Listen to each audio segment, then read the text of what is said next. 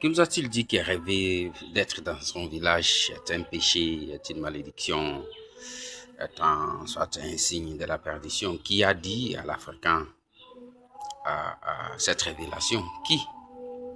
Parce qu'aujourd'hui, l'un des plus gros problèmes du peuple africain, c'est tous ceux qui habitent les villes ainsi que la diaspora, c'est que aucun Africain ne veut avoir un rêve dans lequel il se retrouve dans son village. Non.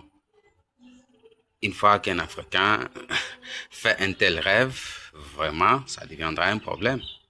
Il va chercher des pasteurs afin qu'on puisse organiser des prières, ainsi de suite. C'est aussi avec la mentalité de nos pasteurs qui ne savent même pas très souvent ce qu'ils font. Et ils vont dire, ok, voilà, c'est de la prophétie, donc on veut te tuer, c'est les liens, on te réclame dans ton village, dans ton pays, il ne faut pas faire ceci, il ne faut plus appeler tes frères et sœurs, ta famille, il ne faudrait pas, donc tout. Mais qui est ce peuple qui n'a pas une origine?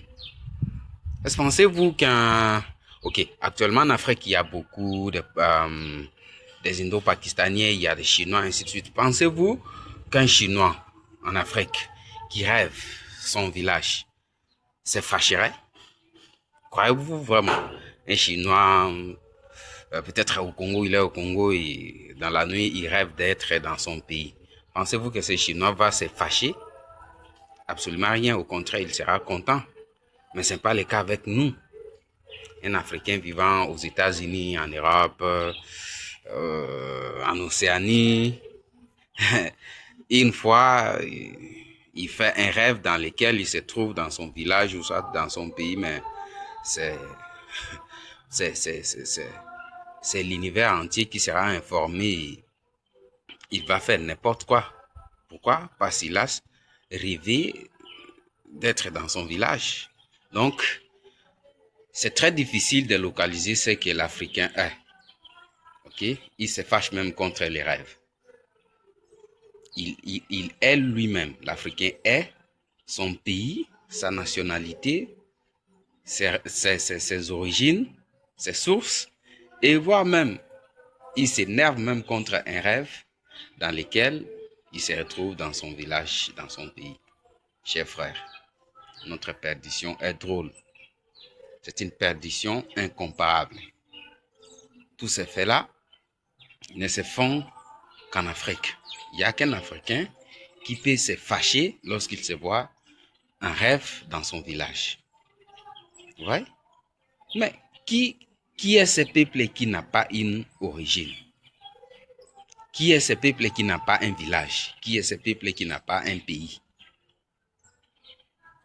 Notre niveau de perdition est sans pareil.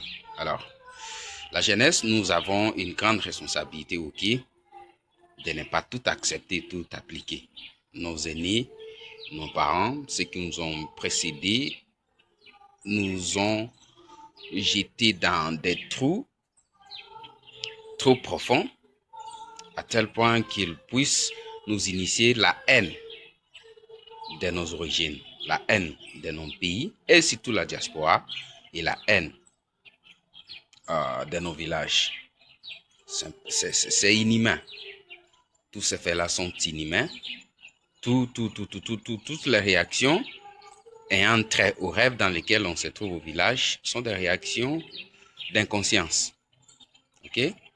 Parce qu'il n'y a aucun mal de se retrouver dans un rêve dans son village. Il n'y a aucun mal. Mais qui n'a pas un village dans ce monde? Mais l'Africain, il nie son village. Il ne veut pas être dans son village. Donc, en cas d'un tel rêve, mais c'est comme ce que j'avais dit. Alors, la jeunesse nous sommes obligés de ne pas tout répéter parce que ceux qui nous ont précédés ont vraiment déconnu dans beaucoup de domaines. Alors, c'est à chacun de faire le choix de trier. Il ne faut pas tout accepter, il ne faut pas aussi tout rejeter, mais sélectionner ce que vous pouvez prendre. Sinon, se retrouver dans un rêve, dans son village, n'est pas un problème, ok? N'allez pas rencontrer votre pasteur qui va vous demander de gros services, d'argent, ainsi de suite pour vous dire une prière juste parce que vous vous êtes retrouvé dans votre village à travers les rêves. Ok? Ne continuez pas à vous laisser manipuler pour de telles choses.